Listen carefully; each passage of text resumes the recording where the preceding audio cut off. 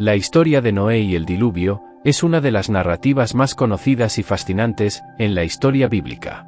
Se encuentra registrada en el libro del Génesis, en los capítulos 6 al 9, y ha sido objeto de estudio, interpretación y controversia a lo largo de los siglos. Para comprender este relato, es esencial considerar tanto su contexto cultural como su significado teológico y moral. La historia de Noé y el diluvio se sitúa en un contexto de corrupción y maldad creciente en la tierra. Según el relato bíblico, la humanidad había caído en un estado de pecado y rebelión contra Dios. El texto dice que vio Jehová que la maldad de los hombres era mucha en la tierra, y que todo designio de los pensamientos del corazón de ellos era de continuo solamente el mal. Génesis capítulo 6 versículo 5. Es impresionante la maldad y la perversión de la gente en ese entonces, que el sagrado libro añade, y se arrepintió Jehová de haber hecho hombre en la tierra, y le dolió en su corazón. Génesis capítulo 6 versículo 6. La narrativa describe una sociedad sumida en la violencia, la inmoralidad, la injusticia y la idolatría, donde los seres humanos se habían apartado de la voluntad divina, y habían adoptado caminos de perversión y maldad. Esta situación lleva a Dios a tomar la decisión de destruir a la humanidad mediante un diluvio catastrófico.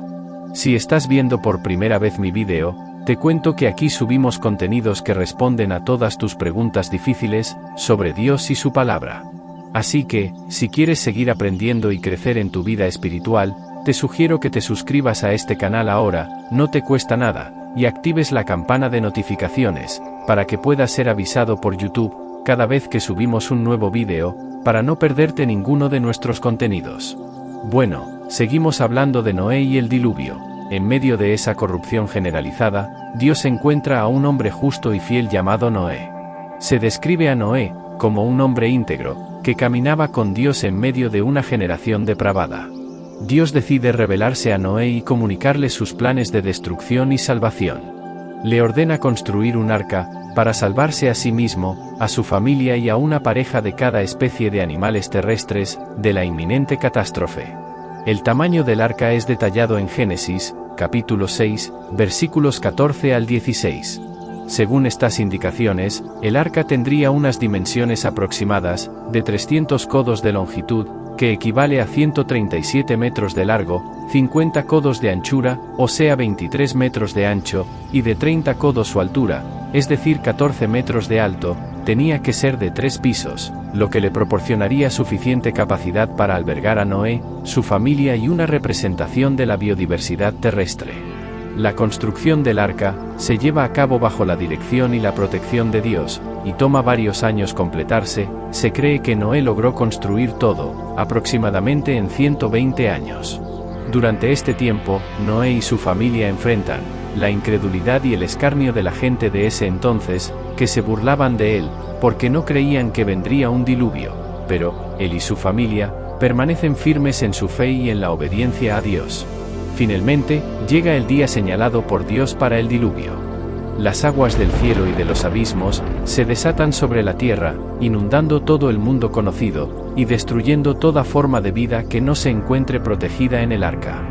Dice la Biblia, el año 600 de la vida de Noé, en el mes segundo, a los 17 días del mes, aquel día fueron rotas todas las fuentes del grande abismo, y las cataratas de los cielos fueron abiertas. Génesis capítulo 7 versículo 11. Durante 40 días y 40 noches, la lluvia cae incesantemente sobre la tierra, y las aguas suben hasta cubrir, incluso las montañas más altas. Todo ser viviente, fuera del arca perece en la inundación, mientras que Noé, su familia y los animales que llevan consigo, permanecen a salvo dentro del arca, protegidos por la gracia divina. Después de 40 días, las aguas comienzan a retroceder gradualmente, y el arca finalmente descansa sobre las montañas de Ararat. Noé envía a una serie de aves, para comprobar si las aguas han cedido lo suficiente, como para abandonar el arca, y finalmente, cuando la tierra se seca, Dios le da a Noé y a su familia la orden de salir del arca y repoblar la tierra. Es importante mencionar que el diluvio que vino fue universal, o sea fue en el mundo entero, no solamente una parte en la zona oriente como muchos creen.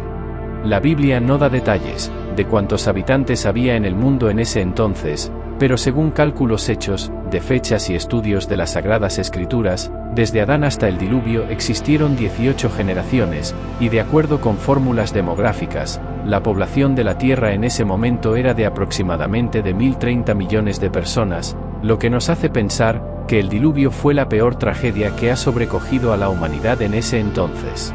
Se calcula que la fecha aproximada del diluvio universal fue exactamente el 17 de febrero del año 1656 después de la creación de Adán y Eva. Después de salir del arca, Noé ofrece sacrificios a Dios como una muestra de gratitud y adoración.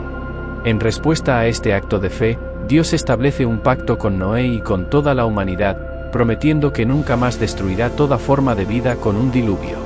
Como señal y recordatorio de este pacto, Dios establece el arco iris en las nubes. Este pacto representa una nueva oportunidad para la humanidad de vivir en armonía con Dios y con la creación, y establece las bases para la historia futura de la redención y la salvación en la tradición judeocristiana. La historia de Noé y el diluvio es mucho más que un relato sobre un evento catastrófico en la antigüedad. Es una poderosa lección sobre el pecado, la inmoralidad, la justicia divina, la gracia y la misericordia de Dios, así como sobre la importancia de la obediencia y la fe.